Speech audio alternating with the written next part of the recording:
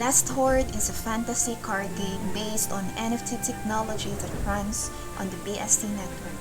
The game uses the Unity engine to offer an immersive gaming experience where players must face off in duels using their cards. Don't miss this new NFT game, Last Horde. Ayan, last horde na naman guys. Anyway, welcome to my YouTube channel. This is Professor T-Rex. And in this video, we will feature again last horde. If you could remember last week, I guess I already had a vlog on this one. And at the moment guys, they have more updates of their game. That's why I made this vlog so that you'll be updated of what's going to happen on this game. Anyway, this is their website. Ayan, Last Horde, a new hero rises. And this is a skill to win game guys, not a pay to win, okay? And here, Last Horde is a collectible card game based on NFT technology where players get Horde tokens for every victory. Strategy is a fundamental part of the game and makes Last Horde an attractive project for players. So this is a card game, and if you are into card games, well, I guess this is the type of game that you're looking for. And they also have here their trailer. You can also watch it on their Facebook YouTube channel. So here, okay, these are the NFTs that they have. We have the Knight, Zombie, Ademus, okay. And then Ogre, Werewolf, Leos Archer. Oh, ganda. And Feminist, no? Uma, Barbarian, and Elephant. Oh, okay. So their great fangs are deadly weapons. Okay. Here's Warrior, who lives in the high mountains. Uma is an explorer capable of following any trail. Okay, so those are their NFTs, guys, with short descriptions. And yeah, they have here dragons. I don't know why they have this dragon. And they are supported by Unity, BSC, Steam, Chainlink, and Play2Earn. If you're familiar with Chain Guardians, they are also supported by Chainlink. So, maganda. At least supported din sila ni Chainlink. And yeah, follow them on Twitter, Facebook, Telegram, and also on YouTube. Okay, so that's it for their website. Anyway, this is their contract address, guys. If you want to buy their Horde token in the future, you just have to get the contract address on their website so that you will not get scammed. Okay, and okay, let's try check guys their marketplace. Okay, this is their marketplace. And soon pa lang siya, hindi pa siya available. So you will need 120 Horde for this. I guess the listing price of Horde token is 0.1. So if that's the case, then 120 Horde is like $12 kapag nakabili ka sa kanilang I don't know if it's public sale, pre-sale. Later, no, you will find out. Nakalimutan ko lang yung term. But it's the listing price, 0.1. So better if you can buy the token at a very cheap na price.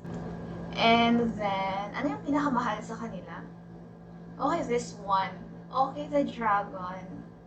Alright. Yung dragon pala, mahal o. 340 Horde. Medyo weird lang no, sabihin na Horde. Parang Horde. Anyway, ayan yung kanilang marketplace. Soon to open pa siya. And they have update guys on their seed sale. Nasa Twitter kasi nila. Yan. So last Horde seed sale is on October 15. So today is October 14. So one day na lang guys. And 1 BNB is equivalent to 8,777 Horde. So magkano na ba? Let's say 20,000 ngayon yung isang BNB.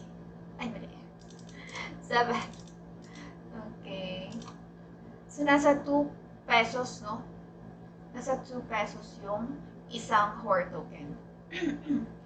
So, magkano ba siya sa 0.04 siya? Tama ba yung math ko? Anyways, ayan siya guys. If you want to participate on their seed sale, the maximum per person is 25 BNB. Minimum is 0.1 BNB. And the sale term, no locked-up period. Wow! And maximum enrollments, 1,000. Only 1,000. So, reservations in order of arrival. So, ticker, HOR. Ayan. So, if you want to try, guys, to register for their upcoming seed sale, you just have to click the inscription and then, okay, you have to, of course, fill out all the information needed here. Ayan. And also, upload your documents for KYC purpose. Ayan. And then, register. Meron pa silang photo example dito. Try nga natin ma-check. Ano to? Okay, so you have to do this as you join their seed sale. Ayan. Nakakatakot naman to. Okay, so that's it guys. If you want to join, you just need to apply for a KYC. The link of this registration form is on the description box of this video, so you can just check it out if you want to, if you're interested. And also, let's check their white paper. Ayan, dito siya. So, introduction, ano ba yung requirements ng kanilang gameplay. So, before starting the game, each player builds a deck with which they are going to duel. A player can choose at least 3 cards and a maximum of 11. So, 3 cards na yung kailangan nyo para makapagsimula kayong maglaro. Suppose that a player has 15 cards in his wallet. Before entering the game, he must build his deck by choosing a number between 3 and 11 from his 15 cards. So, okay, for example, if you choose 5-year cards, the system will automatically award you 6 mercenaries for that game. Okay. So, meron silang ibibigay sa mercenaries. Okay, the total of cards in the deck in play is always 11. So, kailangan 11 lagi. So, kung meron kang 3 lang or 5 lang, dadagdagan nila ng additional cards so that you can play. And then, dito naman guys, there are 4 rows, no? 2 rows per player. And then, yeah. You play using your cards. Yeah, turn-based pa siya. Players can see all their cards but cannot see the opponent's cards, of course. Players can choose which of their cards they want to play each turn. And then, ayan siya. Each character has different abilities such as health, attack type, resistance, special power, etc., which makes each game different. Alright, depending on the characteristics of the cards, the playing strategy will be different. For example, there are cards that have more resistance to a certain type of attack and other cards that can empower a certain type of card. Each player must know his cards well and know how to combine them in the best possible way. So talagang skill to win siya guys, and you have to learn how to strategize using your own cards. Tapos, the winning player is the one who has accumulated the most points, of course. So dito mo siya makikita yung points. Okay, nasa gilid lang yung point system niya. NFTs, as these are the different rarities of their NFTs. They have common, rare, epic, legend, mythical, and unique. Okay. Si Ogre ata to. So may color coding siya guys. Sa unique, unpredictable, purple, red, gold, and green, silver. So similar siya no kay ano yun, the hero na color coding din siya sa cards niya according to its rarity din siya.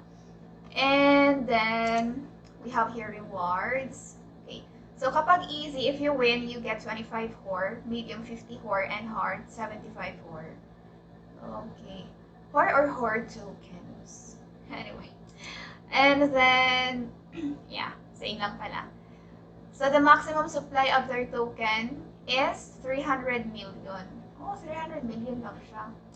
Kasi ito yung kanilang roadmap at the moment they are at Q4, which is 2021, yeah. Web launch, Horde pre-sales, NFTs pre-sales. Oh, magkakaroon sila ng NFTs pre-sale after na kanilang Horde pre-sale. Okay. And so on. So, up to 2023 yung kanilang roadmap. Yan, audit contracts. And this is their tokenomics. So far, they have seed sale is 10%, IDO is 20%. Okay, they have 20% allocated for the rewards, guys. And only 10% for the staking. Tapos, disclaimer and rights. Okay. Well, I guess that's it, guys. Those are the highlights of this NFT game, Last Horde. So if you're interested, you can do your own research also. You can also check their Telegrams, their Twitter, follow them on their channel so that you are updated of what's going on in the development of this project. Okay, so that's it. Thank you so much for watching. And if you are new to my channel, don't forget to click the like and the subscribe and the notification bell so that you will be notified every time I have new videos on my channel. Okay, so thank you so much guys and have a great day. Bye!